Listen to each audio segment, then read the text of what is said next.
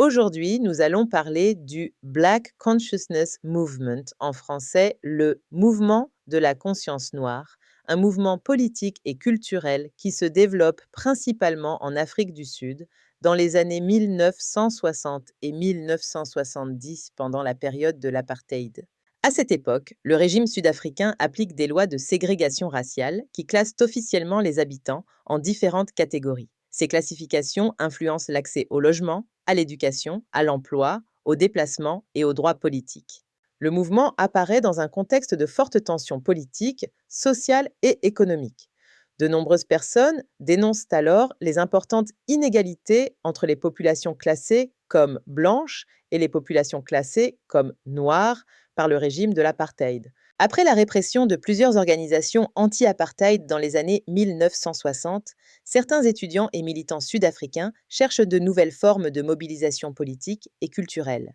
L'une des figures les plus connues du mouvement est Steve Biko. Avec d'autres militants et organisations étudiantes, il participe à la diffusion d'idées liées à la dignité, à l'autonomie politique, à la conscience identitaire et à la mobilisation des populations discriminées par le régime d'apartheid.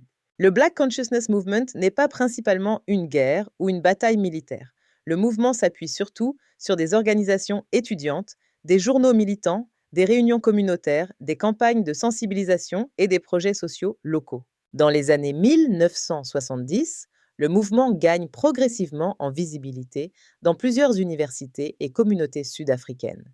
Mais les autorités sud-africaines surveillent, arrêtent et interdisent plusieurs militants et organisations liées au mouvement. Les populations concernées vivent alors dans un climat de ségrégation légale, de surveillance policière, de restrictions de déplacement et de fortes inégalités dans l'éducation et l'emploi. Un moment marque particulièrement l'histoire du mouvement. En 1977, Steve Biko meurt en détention policière. Sa mort attire une importante attention internationale sur l'apartheid et devient un événement majeur dans l'histoire politique sud-africaine du XXe siècle. Même après l'interdiction de certaines organisations, plusieurs idées du mouvement continuent à circuler dans les universités et dans certains milieux militants.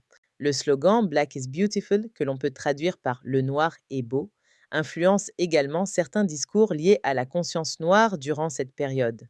Aujourd'hui encore, le Black Consciousness Movement reste étudié dans l'histoire de l'Afrique du Sud, dans les recherches sur les mouvements étudiants et dans les travaux consacrés à l'apartheid. Les historiens débattent cependant encore de l'influence exacte du mouvement par rapport à d'autres organisations anti-apartheid de l'époque. Comprendre ce mouvement permet aussi de mieux comprendre le fonctionnement de l'apartheid, les mobilisations politiques du XXe siècle et certains débats historiques encore présents aujourd'hui. Une question continue cependant d'être étudiée par les historiens. Comment la mort de Steve Biko a-t-elle influencé la lutte contre l'apartheid dans les années qui ont suivi? Merci d'avoir écouté cet épisode.